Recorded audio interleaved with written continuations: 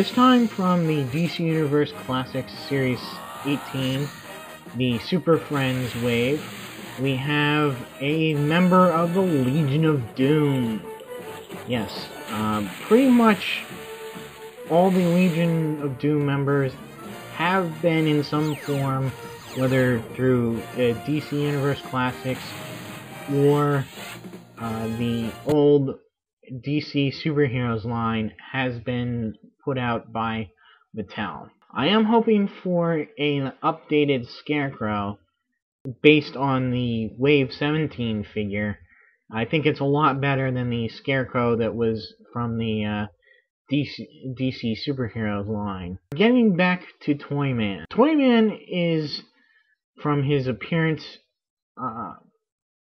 in the Super Friends cartoons, as a member of the Legion of Doom. However, looking at the back of the card here, they are somewhat mixed up about who this Toyman is. They use the Winslow Schott Toyman. Now, there have been lots of different people who have been Toyman through the years. The most famous is the Winslow Schott Toyman. More on that later. First, let's get into the toy. The sculpt is very nice. It's got the long, skinny buck. Now, I was a little bit... I'm kind of wrong in the Captain Boomerang review. I said that he was the only one figure in this wave that had the new articulation. Well, that's not so. Toyman does have the double jointed elbows and the wrists on the swivel and hinge joints. He looks very good. A very nice face sculpt there. Got a smile, a kind of a smirkish smile on there. Some very nice detail work with the brow there on the mask. And he's painted very well. I don't see very many no mess ups. A little bit on the back here with the red belt bleeding over into the yellow, or slopping onto the yellow there. But there's not much. There's even like in the yellow here, there's kind of like an orange highlight to give him a little bit of definition there. That's pretty cool. It does work. There's some nice detailing on the costume here. You can see the stitches on his shoulder pads slash collar. For accessories, he comes with two toys. Looks like a top that has a fuse on the top of it, and so it will probably be going off sometime soon. And he has a very deadly yo-yo with some spikes on it, and you can see the string does go around the yo-yo there.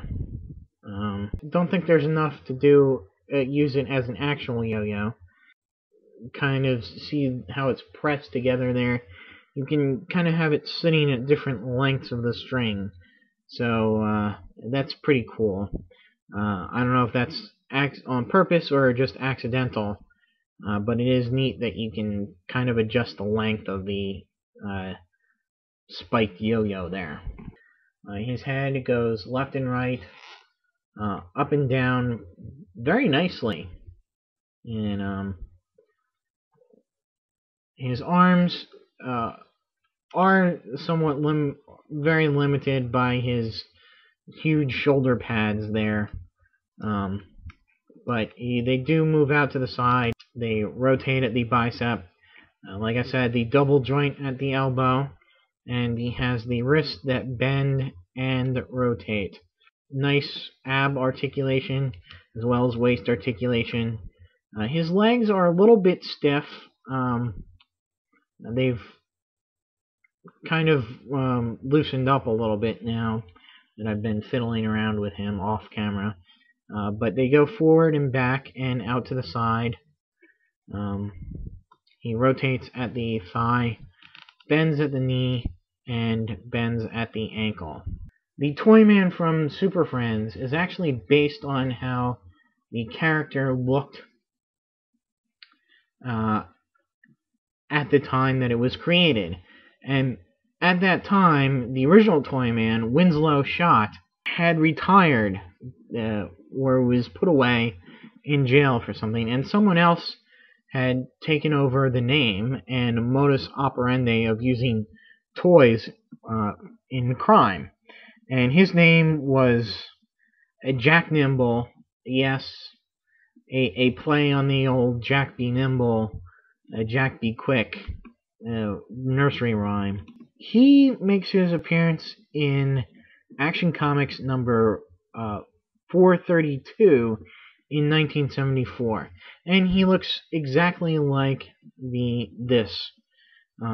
Schott, when he returned to his criminal career, he killed Nimble and basically co-opted his look, frequently using androids in Nimble's jester outfit. Now, Schott was just a guy who originally he liked to use gimmick toys in his crime. He first appeared in Action Comics number 64 in 1943. You know, that's what they give on the statistics on the back of the card there. And over the years, he's gotten darker and darker. Post-Crisis, it turned out he was out against revenge for Lex Luthor for ruining his toy business, and they kind of picked that up in the DC animated universe. In the DC animated universe, he was actually the son of Winslow Schott, and they gave him the creepy doll head, and he was voiced by Bud Cort.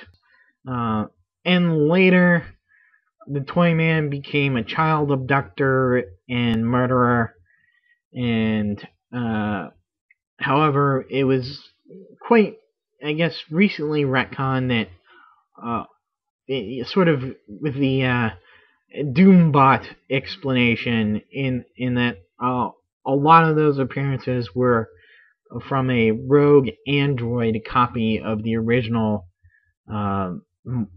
Winslow Schott. And there is one other Toyman, the Japanese teen genius, Hiro Okamura, who was in the Loeb McDaniel Superman Batman series, and he was kind of an annoying groupie to heroes. You know, wants to be a hero, but kind of gets underfoot. You did see a villainous side to him when he showed up in the Titans book as part of a group of future Titans that wanted to take over the past. Schott, the real Winslow Schott, has hinted that the kid is not really a kid at all, but another android that he created. To confuse things more, Toyman also uses an android Toyman who's also called Toy Boy, which resembles the DC animated universe one. One other kind of connection to the DC animated, you may have seen in Batman the Brave and the Bold, the character of Funhouse closely resembles the Jack Nimble Toyman. Also, you might have seen there was a Toyman in the old Plastic Man cartoon from the 80s that also wore a jester outfit, but it was red and green and yellow and kind of all these different colors. The Toyman has, had many incarnations over the years. A lot of people's favorite incarnation is the Super Friends incarnation. Alex Ross used him in Justice as a android wooden puppet. I do kind of prefer this Toyman, but again, that's just because I've probably grown up with this design. So that'll be it for Toyman. Stay tuned for more review Wave 18 DC Universe Classics figures. Until my next video, I'll see you.